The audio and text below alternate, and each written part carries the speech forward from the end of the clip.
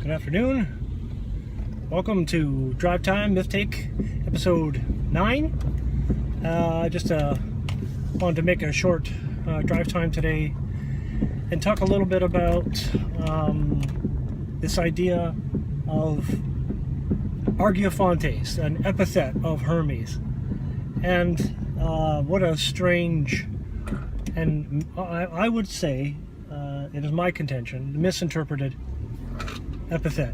Now we all know that it is found in many sources, Homeric hymns, Homer, that it means slayer of Argus, and it is about Hermes' murder, assassination, that's the best word, slaying of Argus, the 100-eyed giant that watched over the Isle when she was transformed into a cow, and she was placed, she was placed there, well, she was gifted to Hera by Zeus, long story short, and Hera placed Argus there to watch over Isle, knowing that Zeus wanted her. Wanted to catch him in a lie, catch him in a trick.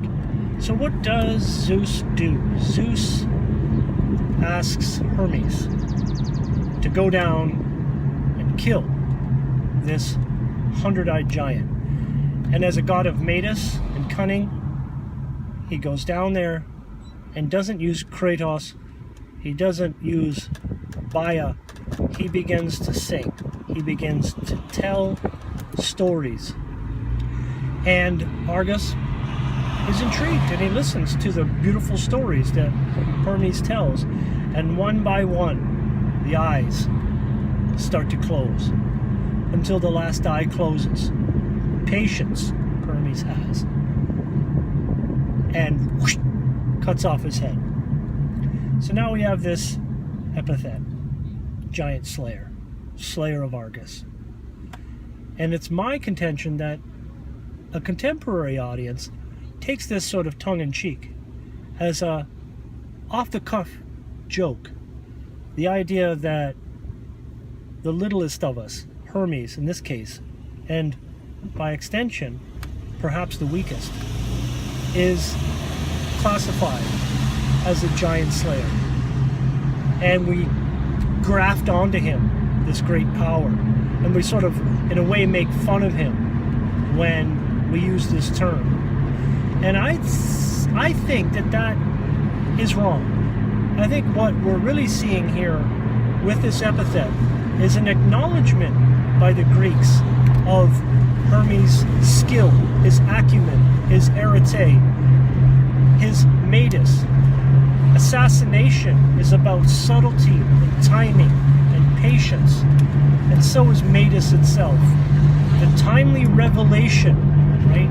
When to use knowledge, when to use a weapon, when to strike, right? So these ideas, I think, are rolled up into that informative epithet of the giant slayer, the slayer of Argus. It doesn't always take a battering ram, right? Like Hermes himself, he can slip sideways and make his way into the door and leave that barrier intact, right?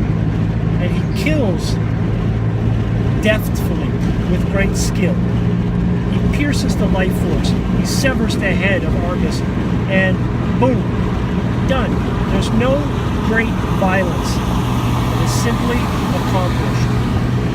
And that's all I really wanted to say, was about how to frame or think about Argeiphontes, Hermes, the slayer of Argus. This has been MythTake Drive Time. That's episode 8, maybe 9, check it. And soon we've got part 3 of Apollo coming up. So stay tuned. See you around.